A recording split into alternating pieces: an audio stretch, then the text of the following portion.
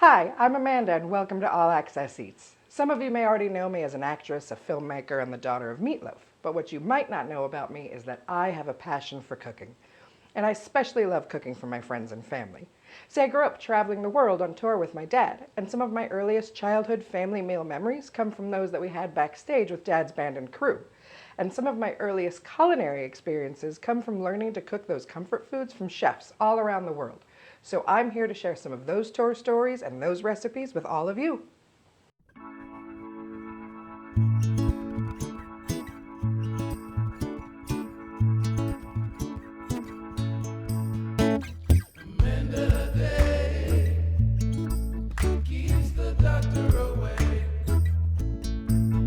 So here we are in December, and it's about Christmas time, and just like everything else this year, Christmas is not the same. We don't get to travel and be with our families and all that stuff. But my boyfriend Chill and I are still making the best of it. So I've been thinking about all the traveling I did as a kid on tour with Dad, and all the different places around the world that we have spent Christmas. And the one that keeps coming back to mind is Germany. I love Germany at Christmas time with the open air Christmas markets and all the beautiful lights and candles, and it's a gorgeous time of year to be in Germany.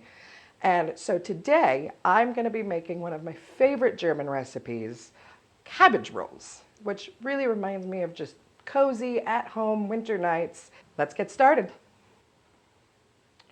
So the very first thing we need to do is prep the cabbage. So I'm going to remove these first three outer leaves. They tend to be a bit dirty and they can be frostbit this time of year. So I'm just going to pull those off. Then next, I'm going to remove the core of the cabbage. So I'm going to start by chopping off this end bit here.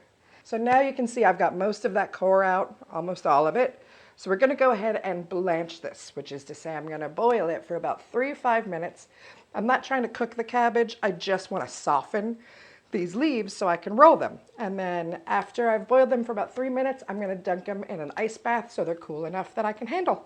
We'll be right back. So while my cabbage is boiling, I'm going to go ahead and work on my filling. So for this recipe, I'm just using 1 pound of ground beef. I've seen all kinds of recipes that use pork, chicken, combinations of pork and chicken, even veal. I'm just going to keep it simple and use beef, but certainly feel free to use whatever you like. So I'm going to season it first, and I'm going to start with a full tablespoon of smoked paprika. Next up, I'm going to do a full tablespoon of dried crushed marjoram, not the powder. Then we're going to do a teaspoon of nutmeg. Lots of flavors going into this, right? And a teaspoon of mustard powder. Finish up these seasonings with a teaspoon of salt. And finally, 1 teaspoon of fresh ground pepper. Perfect. So before I get to adding the rest of my ingredients, I'm going to go ahead, use my hands, don't mind getting dirty, and just mix this up so that I'm sure that the beef is really well seasoned before I start adding any other flavors in. Next up, so this is a mixture that I sautéed earlier today and then let cool down so I could go ahead and add it to the beef. And so this is about 4 ounces of portobello mushroom, finely diced, half of an onion finely diced, and about 3 cloves of garlic. And I just sautéed them with some butter and some salt, nothing fancy, and let them cool down so that I could add them to the beef. All right, next up, 1 cup of just plain cooked rice.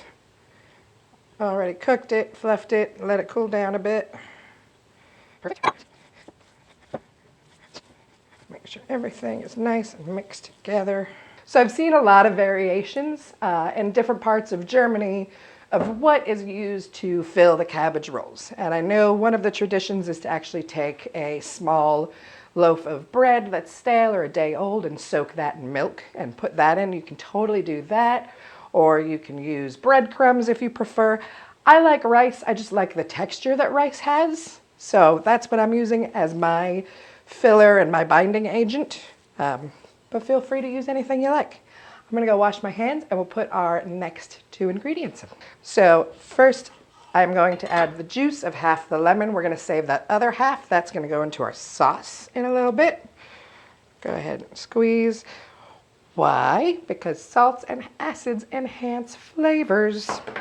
So 2 eggs. I'm just going to beat these real quick in this little bowl and get our hands dirty one last time.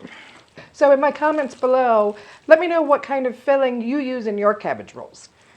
Looks pretty good to me. I'm going to go wash my hands and we will start rolling up these cabbages.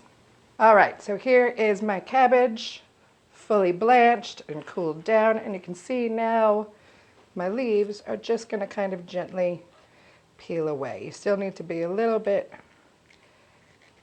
careful with them. And then the one thing that we have to mind is this little vein right here, thick vein that runs through the bottom of the cabbage, and we don't necessarily want that there.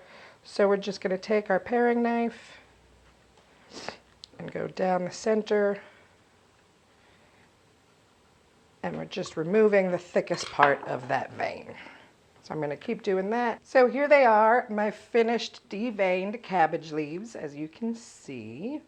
And as you go down into the cabbage, when you get to the thicker, whiter leaves, they might, you might see that they haven't blanched the way that the outer leaves have. Go ahead and toss it back into your boiling water for a couple minutes, put it back into its ice bath, and they should loosen up real nicely. I had to do it about twice to get a full dozen leaves off my cabbage. So here they are, my finished and deveined cabbage leaves. As you can see, I've just removed that thickest part like I showed you. As you get down into the cabbage, as you're peeling your cabbage, you start to get down into the big white leaves, and they may not have blanched the same way that the outer leaves will. Go ahead and toss that back into your boiling water for a few minutes, put it back in its ice bath, and they should be able to be handled really easily. So just keep that water boiling on the back burner. All right, I'm going to flatten this leaf out a little bit, and we're going to start to roll. Don't mind that it tears a little bit on the top. That's not a problem. So now I'm going to take about 1.5 to 2 tablespoons of my beef mixture. I'm going to put it on the bottom third of my cabbage. We're going to roll up once, fold in on the sides, and finish rolling. There you go. Super easy peasy.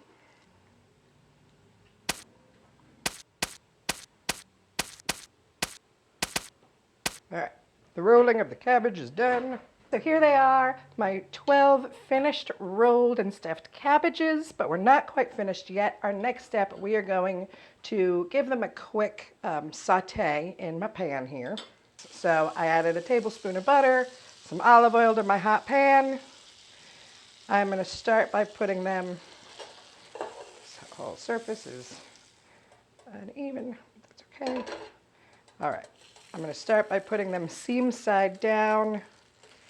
I'll go ahead and do 3 at a time. And we're just going to let them fry in the pan for about 2 to 3 minutes. Get them nice and brown. Look at that. That is gorgeous.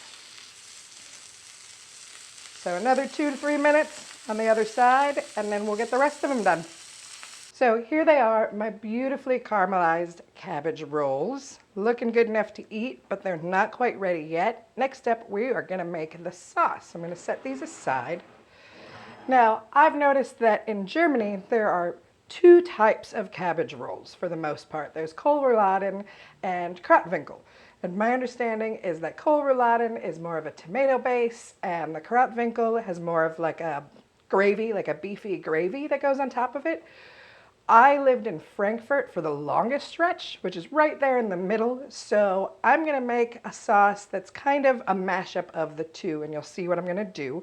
So I'm going to start with 2 cups of beef stock. And then to that, I'm going to go ahead and add, I should have opened that up, but okay. I'm going to add 3 tablespoons of tomato puree. Stir that up a bit. Next up, remember that half a lemon that I saved. That's going to go ahead and go in there. And then 2 tablespoons of Dijon mustard. All right, so now we're gonna add some seasonings. We're gonna add just 1 nice tablespoon of smoked paprika. I don't want too much. Oop. And then just a couple dashes of nutmeg. I already did the Dijon, but still we're gonna add just a little bit, about a half teaspoon of mustard powder. And then finally, half a teaspoon of salt. There's already plenty of salt in that beef broth, I think. And a full teaspoon of pepper. So just whisk this all up together. Lots of really good flavors going on. Now we're just gonna go ahead and pour the sauce right over our cabbage. So now I'm going to go ahead, cover this with tin foil, and put it in the oven at 375 for 1 hour. And it's going to be delicious. Here they are, my finished, beautifully braised cabbage rolls. So we're almost done. We're almost ready to eat. We just have one more step. What I'm going to do is add to the sauce. So now I've got this awesome sauce here. I just want to add a little bit to it. There's a few different things that you can do with this sauce. So one of the things that I've seen done is you can make a roux on your stove top and then add this, and then it becomes a nice thick gravy. You can certainly leave it alone and eat it as is, or you can do what I'm about to, which is to add some sour cream to it. So this is going to thicken it up and just add another layer of delicious flavor. Just trying to whisk this in and get the sour cream. And now we're ready to eat. So I'm going to pull one of these. Just pull this tiny guy right there. So we're just putting some sauce right on top. Cabbage is nice and tender. You can see the inside. It's holding together nicely, but it's not a hockey puck inside, right? Because we were gentle with our beef. But the smell is amazing. So I can smell the paprika, I can smell the tomatoes and the lemon and the sour cream. So many good flavors. So I'm getting a nice good hit of lemon initially, and then the sweetness on the inside from the caramelized onions and mushrooms and garlic, and of course lots of savory flavors from the beef and the beef broth, and just a little bit of sour from the cabbage and from the sour cream, obviously. This is such a cozy but well-balanced dish. I hope you enjoy this episode. Please subscribe to my channel. Let me know what you think in the comments below, and tune in next time for more recipes and stories from the road.